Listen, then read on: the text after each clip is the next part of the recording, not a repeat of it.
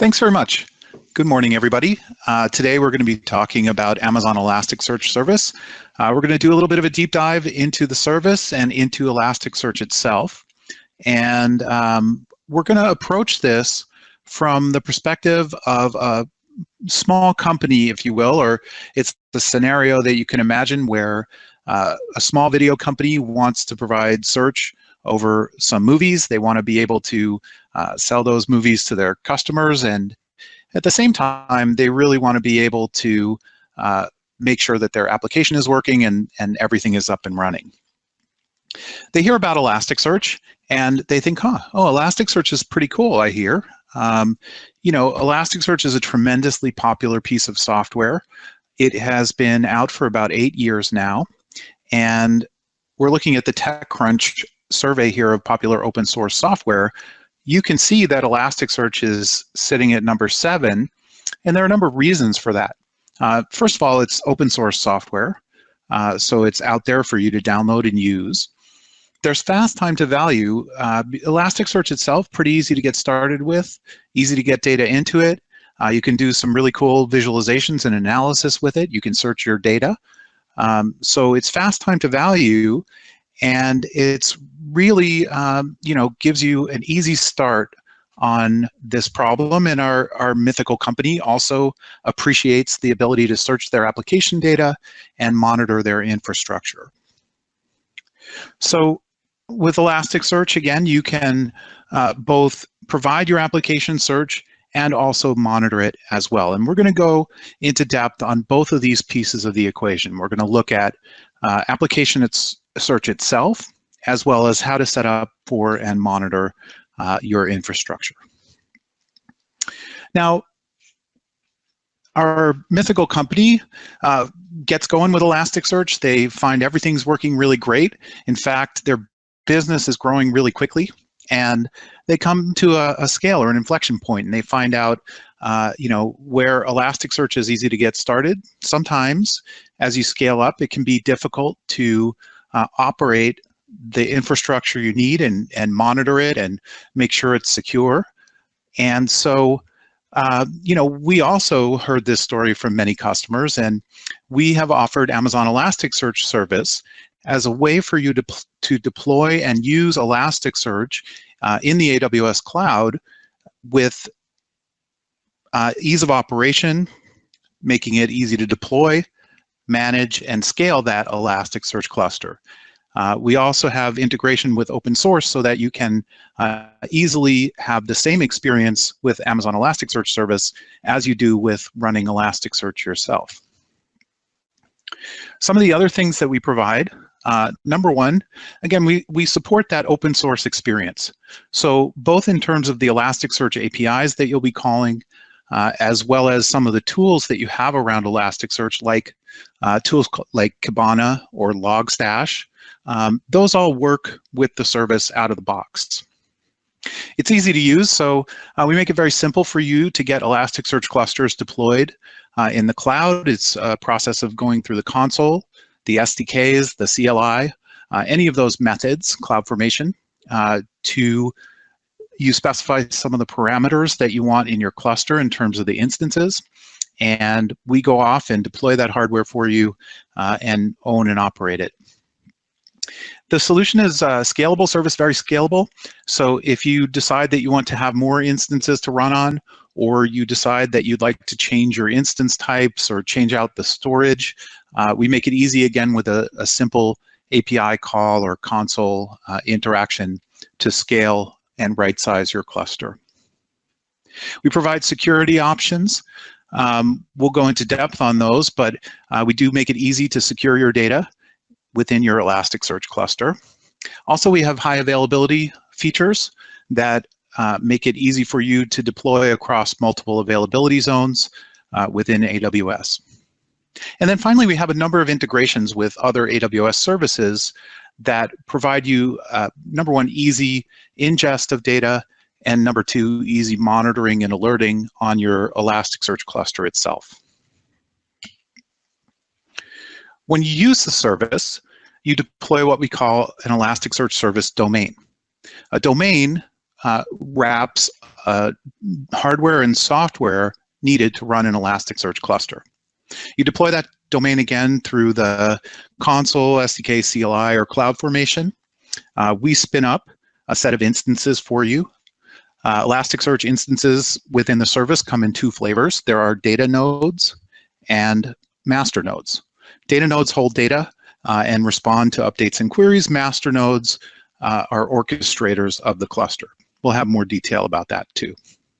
We front the cluster with an Elastic load balancer and then provide you with an endpoint, which is resolved through DNS, and you interact with the Elasticsearch APIs over that endpoint with the cluster underlying. You secure your endpoint in a number of different ways, and the first of those is IAM, and the second is VPC. Now, our hypothetical company is aware of the service, but before they can actually figure out what kind of architecture they want to deploy, they have to think a little bit about security. So let's take somewhat of a detour here and look into the different security possibilities. So the first of these, again, with Elasticsearch service domains, you get an endpoint that you resolve through DNS, and that's where you communicate with the Elasticsearch cluster. You have two choices for where to put your endpoint. You can have a public endpoint. This would resolve through DNS to a publicly available IP address, or you can have a private endpoint, which would resolve to an IP address within the address space of your VPC. For public access, anybody on the internet can access that.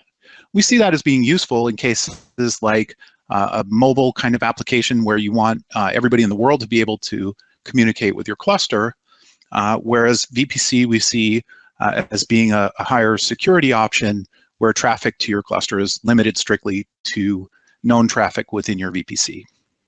VPC is our recommended solution. However, public endpoint is perfectly viable. With a public endpoint, you use IAM. Again, you write a policy to secure that endpoint. With VPC, you can either use an IAM policy, security groups, or both. And of course, in the realm of security, we do support encryption for your data. So let's have a little bit of a look into that. For public endpoints, again, we recommend setting an IAM policy so that your Elasticsearch domain is not open to the world. There are a number of different pieces of the policy. One usual use case is to use Kibana. And using Kibana, you need to come from a particular IP address. So we recommend writing a policy that allows all access from that particular IP address. And you can do that with a condition on your IAM policy. For read-only access, and this would be for a front end of the application, again, that mobile kind of situation, you would add an ES HTTP GET action to your IAM policy. So the actions that we support include the HTTP methods that you use to communicate with Elasticsearch, as well as the administrative calls that you use to create Elasticsearch domains and scale them. Then we also have a resource portion of the condition. The resource controls what access you have to the underlying data in Elasticsearch. So for the resource, you can specify it as a particular domain, an index within that domain, or indeed even API calls, Elasticsearch API calls for that particular policy. For admin access, we do recommend a policy that kind of leaves it wide open. We do find if you're going to administer the domain, generally you're going to want to do all of the actions that you can possibly do. Within VPC, you can also add security groups to control access based on the IP addresses of the contacting entity. We support your VPC through launching Elastic Network interfaces into your VPC itself. You then communicate with those Elastic Network interfaces and the traffic gets forwarded to Elasticsearch service. And finally, again, we do support encryption of data at rest. This is for both EBS and ephemeral disks. And that encryption is provided with integration to KMS so that you can provide your own keys. We additionally take automatic snapshots of your domain, and those will be encrypted if you choose this option as well. So coming back to our XYZ company, let's talk a little bit about the front end and the web application that they are running to search movies. For this particular architecture, and again, given that we're launching into VPC, we have traffic coming from the front-end servers. These are clients who are hopefully going to be buying our movies. They go through an internet gateway and then through an application load balancer to a set of EC2 instances that's auto-scaled and that's running Apache HTTPD. It's a very simple application. It's written in PHP for this example.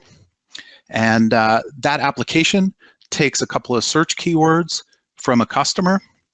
It formulates a query for Elasticsearch.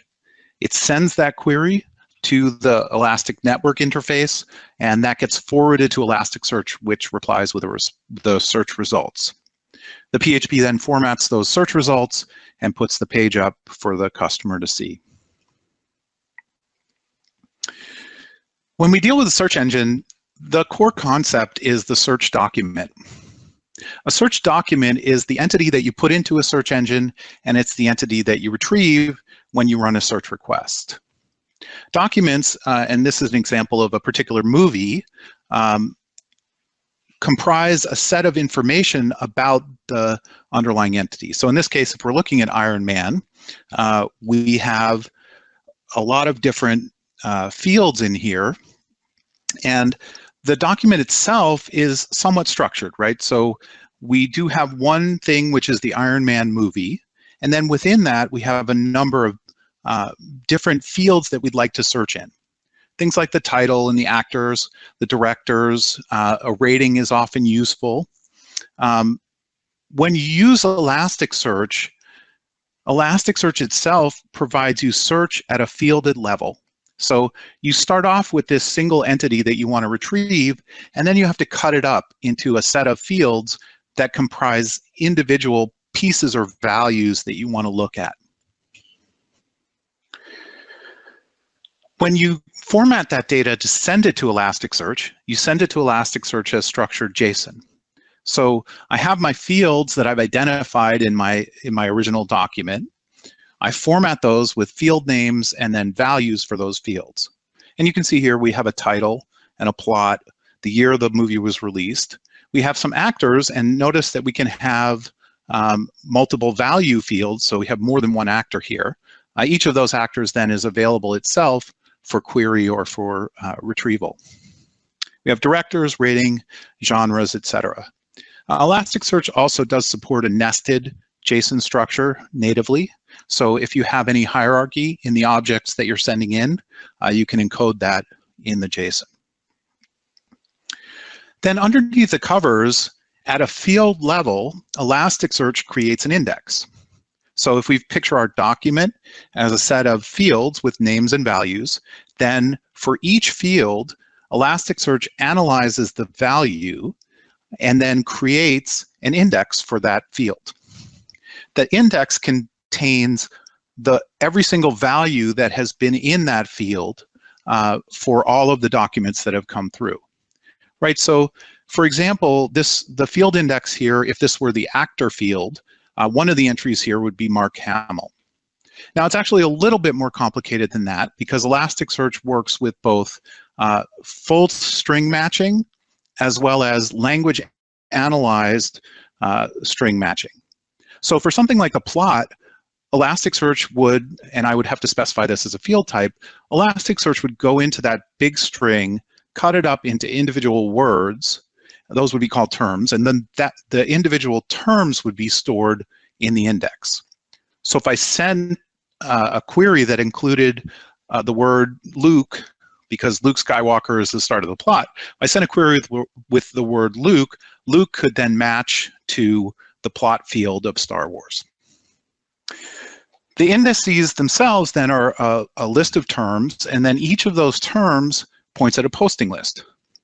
The posting list contains the ID for every document that contained the term, that contained that term. So if the first term there was Luke, then I would have a list of every document, in other words, every movie that had the word Luke in the plot. Now, those are the field level, but in fact, at the higher level, we have an index that contains all of our documents. So I'm sending my documents in. One of those is going to be Iron Man. One of those is going to be Star Wars. I'm sending those documents in, and they are organized into an index. We could have an index like movies that contains all of my movie objects. We could have an index like actors that contains all of the actors separately. Or we could have a index of users, people who are using my application. That index is logically broken into what are called shards. A shard is a subset of documents from the full set of documents in the index. So if I have 5 shards, each of those shards has 20% distinct from every other shard of the documents in the index. Shards can be primary or replica. So a primary shard is just the first instance of a shard.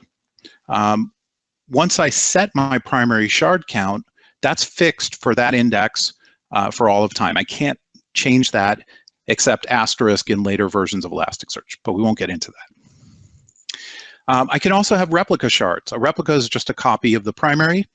The first replica shard gives me redundancy so that my data can be deployed to 2 different locations in the cluster. And additional copies or additional replicas do provide me more query capacity. And it's very important, primary and replica shards are actually distributed to different instances in the cluster. So the primary copy of the data and the replica copy of the data never sit on the same instance. And that's how I get that redundancy. If I lose an instance and I lose either a primary or a replica, the data itself is still within the cluster and I can still recover that data into a second copy. So as we deploy our data, I want to say a few words about sizing. Sizing is a tremendously complex topic and very tailored to individual workloads. But there's a few things we can say at a high level that help with getting started with sizing. So the first thing is, as you create a cluster, you need to think about how many instances you want to have in that cluster. And one very easy way to get a handle on that is to think about how much storage you need in the cluster, because at least you need enough instances to have enough storage online to hold all your data. So as you're sending your data into Elasticsearch, as we said, Elasticsearch is indexing that data and creating data structures out of it which are not one-to-one. In fact, your source data will create an index of a different size, and usually we find that to be about 10% larger than your source data. Now, the nice thing about that is, as long as you leave yourself a little overhead, you can kind of ignore that inflation and just say that the index size is approximately the source size. Now, for each replica that I deploy, I'm adding, again, that amount of storage need. So, for example, if I have a 2 terabyte corpus, then when it becomes an index, we guesstimate that it would be 2.2 terabytes, but to simplify things, we just say, okay, that's about 2 terabytes. Then I'm going to have a replica of that data, so that's an additional 2 terabytes that I need. So I need a total of 4 terabytes of storage to hold my 2 terabytes of source data. And assuming that we're using EBS, our maximum EBS volume size is 1.5 terabytes. So I'll need about 4 instances. We can see this by saying, okay, well, we need 4 terabytes, and 4 instances gives me up to 6 terabytes. So I can just divide it out and say if I deploy 1.5 terabytes each or 1 terabyte each, I'll have enough for storage. When we think about instance type is where it gets a little bit more complicated, but again, there are some high-level points that we can use. So first of these is that the T2 is a nice instance for dev and test, but we don't recommend that for production. For the M-class instances, these are balanced. The M4s in particular are a very good starting point for you to use with Elasticsearch. The R-class instances with more RAM provide you the ability to give you, number one, a little bit of a speed boost, and then also they provide the ability to do larger kind of queries or aggregations. Then the C-class of instance with more CPUs allows you to handle more concurrency, and then the I-class of instances has the largest attached storage. With the i3 instances, we support up to i3 16XL. These have 15 terabytes of storage each, and at our maximum data instance size of 100 data instances, you can get up to 1.5 petabytes of storage. Now, we introduced the concept of shards, and we started talking a little bit about storage and sizing. Shards themselves are what actually holds the data. And the key thing here to understand is that the shards are what do the work of Elasticsearch. So they both store the data and also they actually handle queries and updates. So when you're thinking about sizing, shards are really where you focus and concentrate to get the best distribution of shards across instances within your cluster. Again, we can start with sizing, storage, because that gives us a simple way to understand how many shards we need. So we want to set a primary shard count based on our storage. The recommendation is 40 gigabytes per primary shard. This is actually for the i3 instances, we actually recommend 90 gigabytes, but i3 instances only. So for example, for a 2 terabyte corpus, again, we have 2 terabytes of index assumed, and then we divide by 40 gigabytes to get 50 total shards primary that we should deploy for this index. You always want to use at least one replica in production. The first replica, again, is for redundancy. And then there's some evidence, and this is as we move beyond storage as driving our sizing, one of the things that we find is that the shard to vCPU ratio should be approximately 1. In other words, as I deploy instances and I count how many shards I have and I divide by my instances, I should come out with roughly the number of shards per vCPU is 1.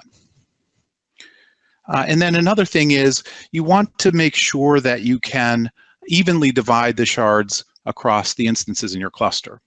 That will avoid hotspots for you. So if I have my 50 shards, and let's say I deploy them onto instances, I don't want to deploy them on 13 instances. That would not divide evenly. I'd rather deploy them on 10 instances, which would give me 5 shards per instance, each instance. You can use a template, which is an Elasticsearch API, and a way of specifying your shard count. And this is especially relevant in our second use case we'll get to for log analytics, but I bring it up here because it's relevant to what we're talking about. You can use a template automatically to set your shard count. So I put this template, and what it does is it specifies for every movies anything index, then I want to set the number of shards to 50 and the number of replicas to 1. Number of replicas here just means one replica means an additional 50 shards. So new indexes which get created will match this pattern.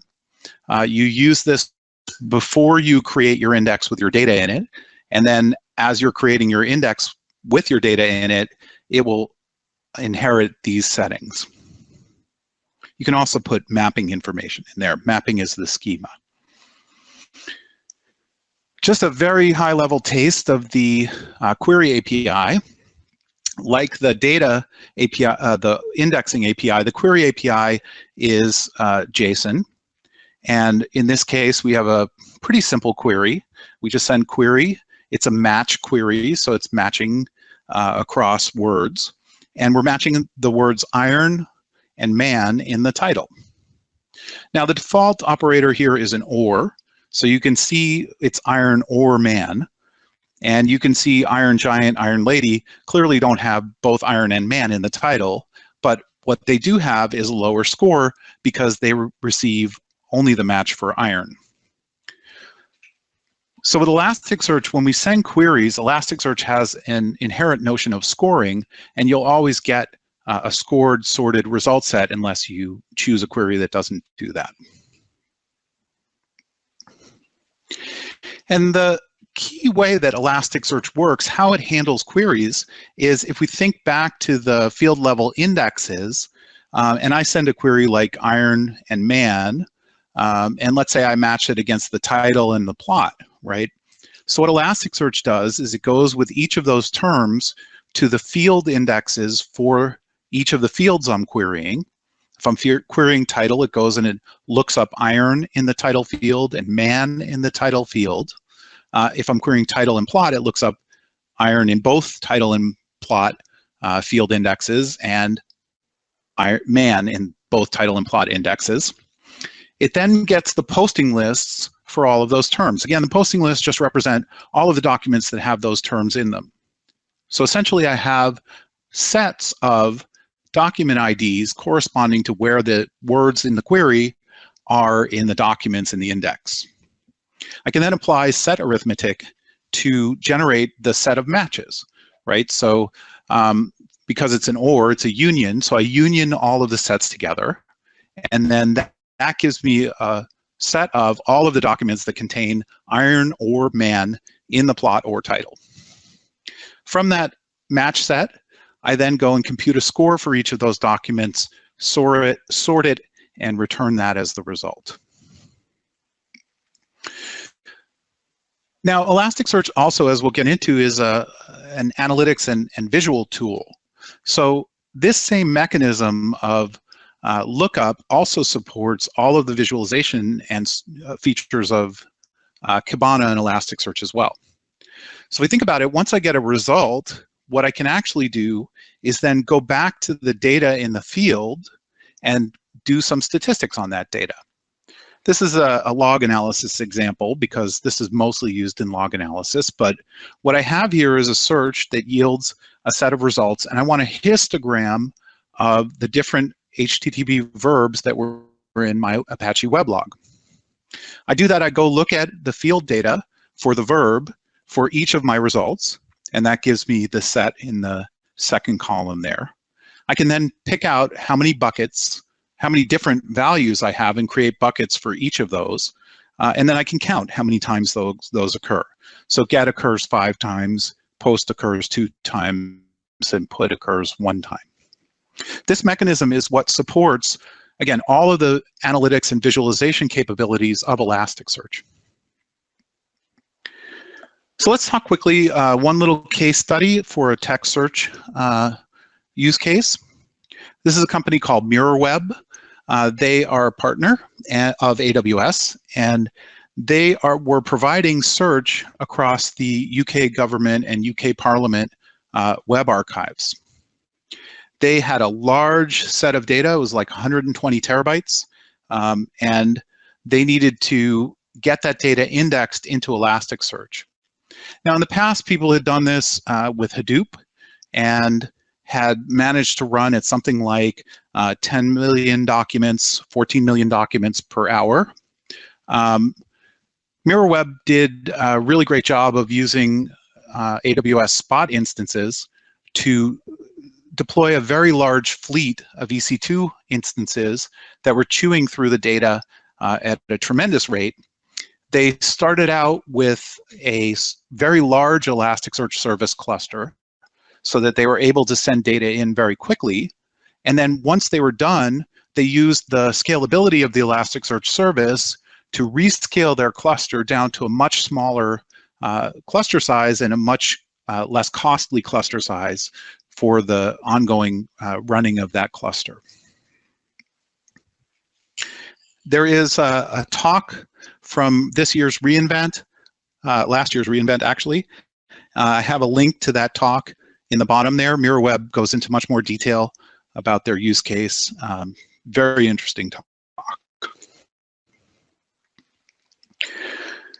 So our XYZ company now has their data in there, and they're able to search it, and their front end is roaring along, but they would like to monitor that infrastructure and make sure that they're servicing requests and figure out what's going on. So log analysis and infrastructure monitoring is another major use case for Elasticsearch. So let's have a look at how that works. In terms of architecture, within VPC, we have the application server is running, again, with Apache HTTPD on it. At the same time, we're using an open source tool called FileBeat. FileBeat tails a log file and ships log lines one at a time off to a destination that you specify. In this case, we're using Redis as a buffer, not as a cache. So Redis is receiving log lines from FileBeat, and then Logstash, another open source tool that reads from a source, formats and transforms data, enriches that data, and then ships it off to a destination. Logstash is pulling data from Redis, and in this case, again, the data is log lines. So Logstash pulls from Redis and then pushes to Elasticsearch through, again, that ENI. So this is a very common pattern that we use where we're shipping log lines to some buffer, and then Logstash or some other solution is reading them. To draw the analogy really clearly, each log line or event, depending on what your log data is, your streaming data is, each of those items constitutes a document in the same way that the Iron Man movie constituted a document for text search. And again, in the same way, that document is really, has various fields in it. And the fields contain the data that you're interested in searching or visualizing.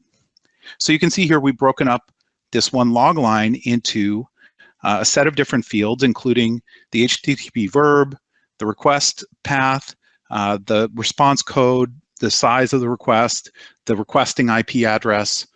This is a very common pattern, especially with Apache log lines. There's actually a number of out-of-the-box open source tools that can do this kind of parsing for you.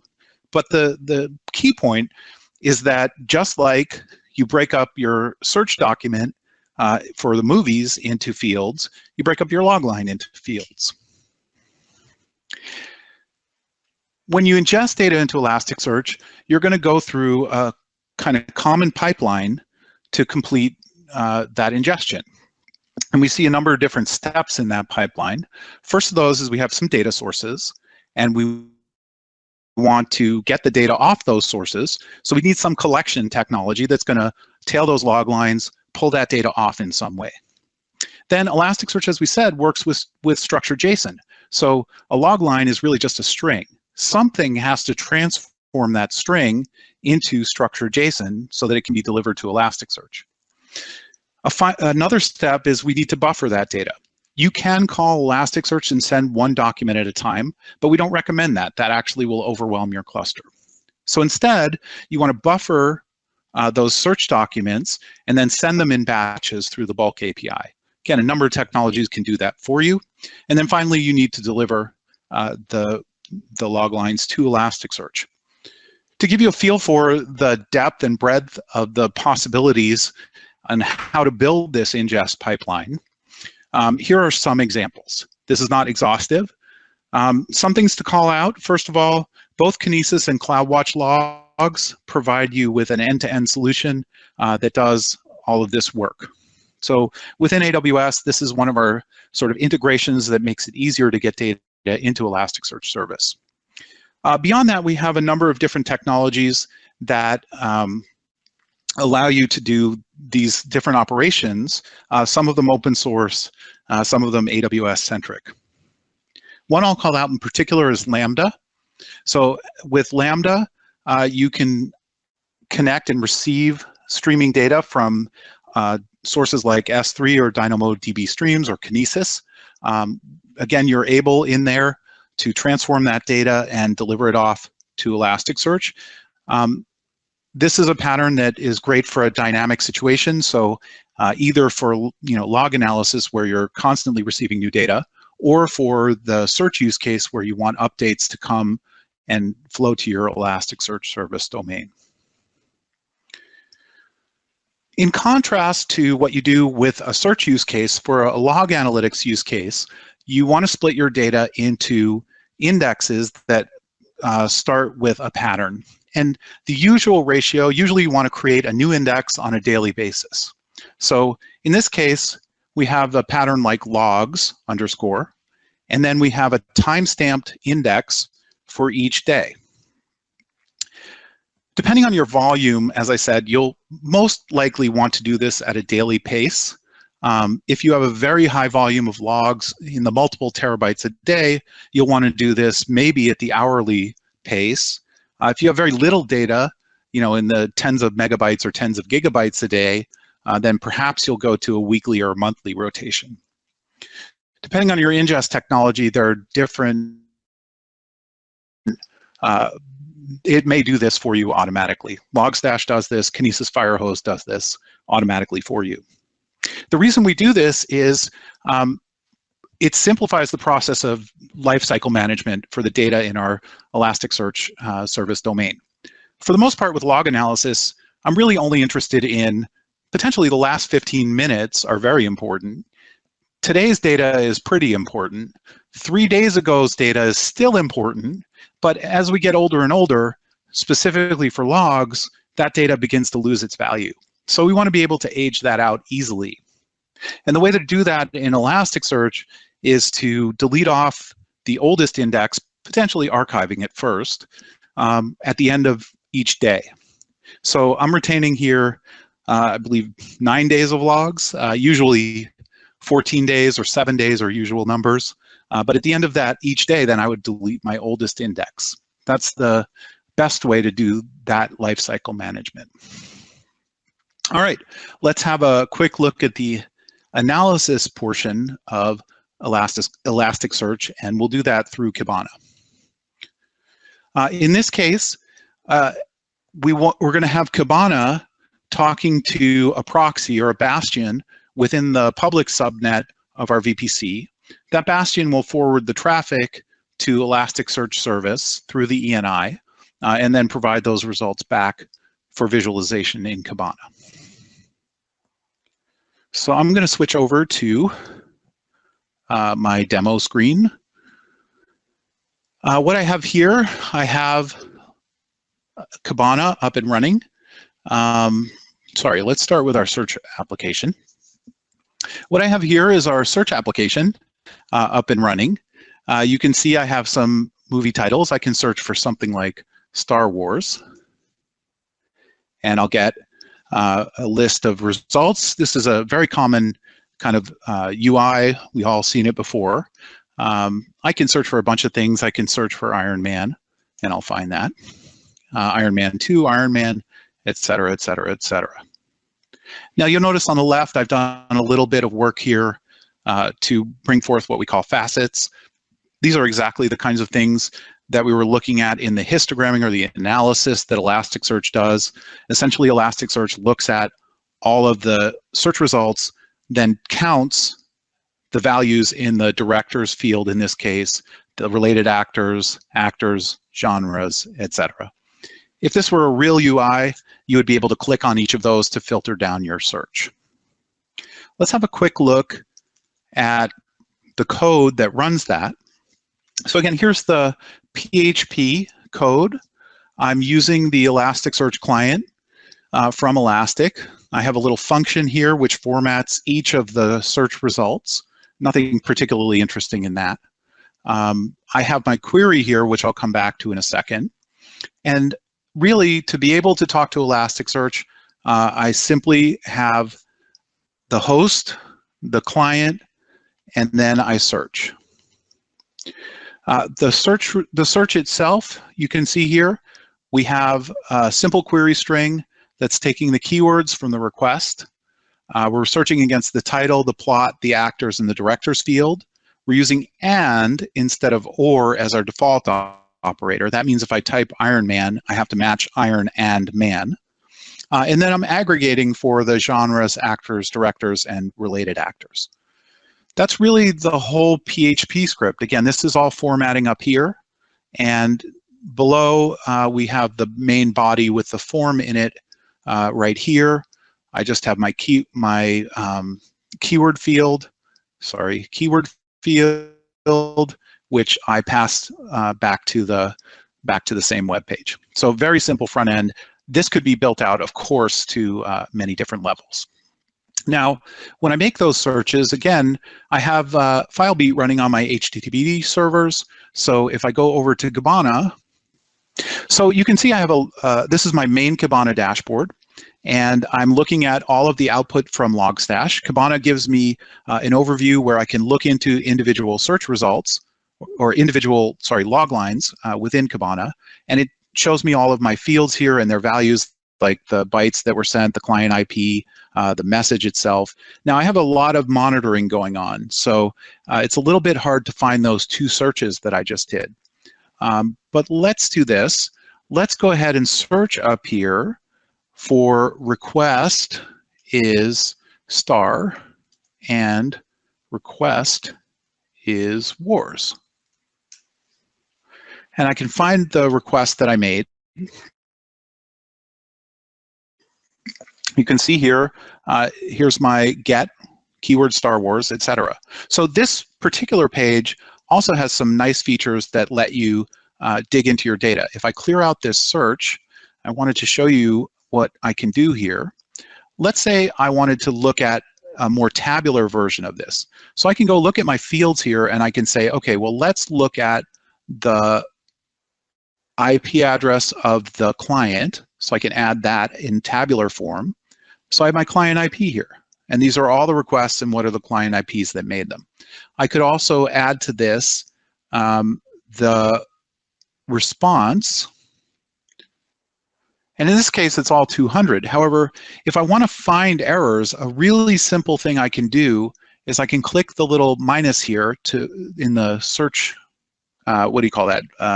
magnifying glass, and that will filter out all the results that contain 200 in the response field. So this is an easy way for me to dig in and find errors that I'm having in my search. Why did that not go? There we go. Oh, it's the wrong, I pushed the wrong thing. There it is. Okay, so let me get rid of this filter and this filter. So you can see I have a number of 404s here. Again, that's the really easy way for me to dig into my logs and find problems. Another thing I can do is I can build visualizations and I can put them into a dashboard. So I have a dashboard here, which is showing what's going on my website. Here's a breakdown of my traffic. And if I look, I have all of my traffic is the big one. These are the server status calls that I'm making. Here's the request for images, and here's the requests from users. So not much going on, but if I make a few requests here, and let's try Iron Man again, and let's try Star Wars.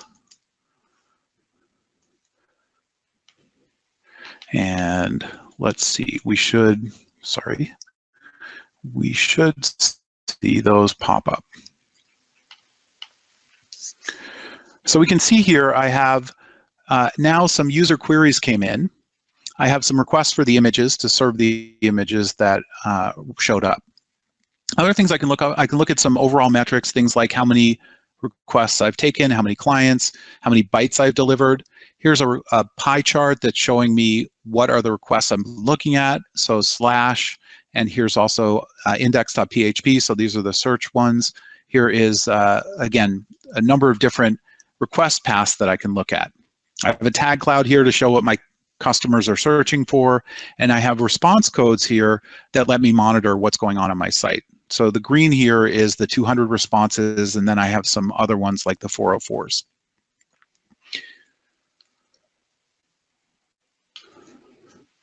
So that was our demo.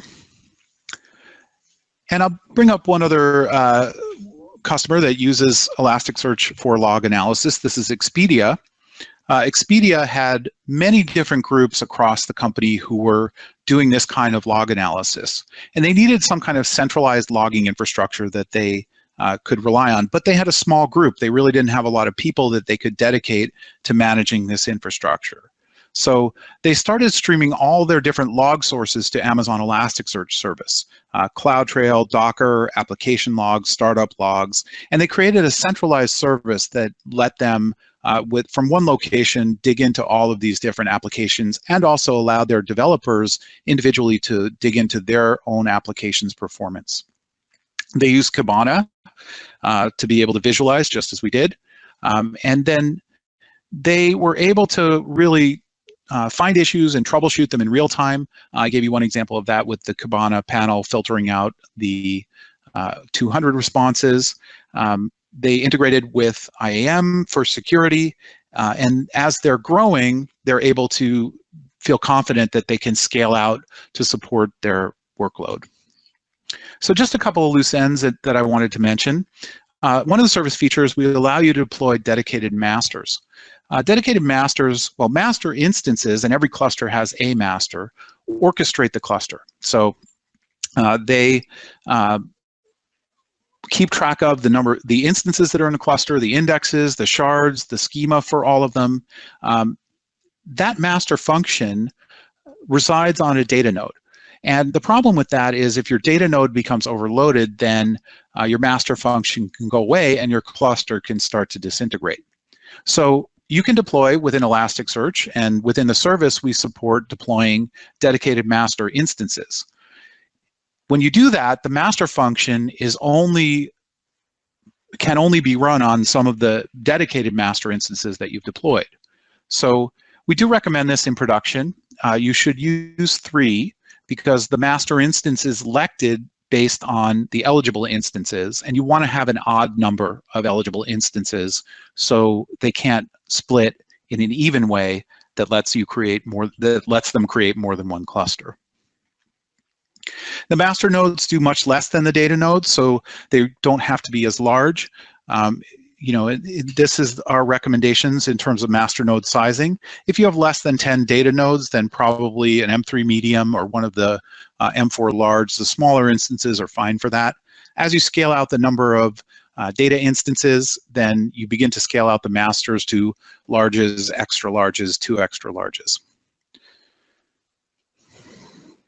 Last thing I'll bring up is a feature called zone awareness.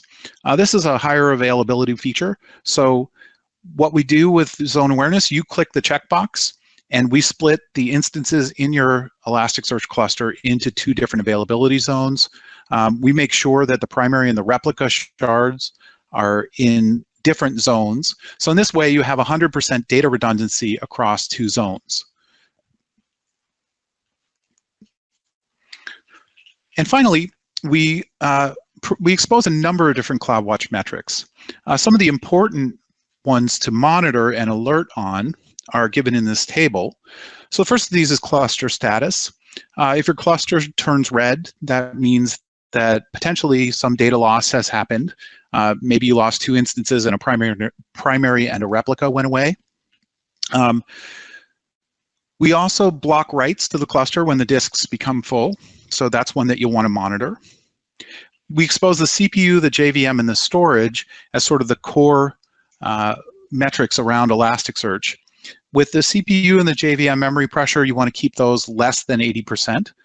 For the CPU, it's okay to watch for 3 periods because you do get the occasional spikes. But overall, the average should stay below 80%. And then for the free storage space, we recommend that you set an alarm at 25% of the total storage that you have deployed in the cluster. That will give you plenty of time to scale up before you hit that write block exception. Last thing is we, again, take automated snapshots. You want to make sure you know if one of those fails. So XYZ Corp goes on to be a great success. They're really responsive and reactive, able to fix their infrastructure when things go wrong, able to provide great search for their customers across their movie database, and ends up, Fortune 100 company. So whether you're monitoring your infrastructure, searching application data, Elasticsearch service really makes it easy to locate and visualize the information that you're interested in. We offer ease of use, scalability, security, high availability, and compatibility with existing open source software. So we make it easy to run Elasticsearch in the AWS cloud. Thank you very much for your time. I really appreciate it.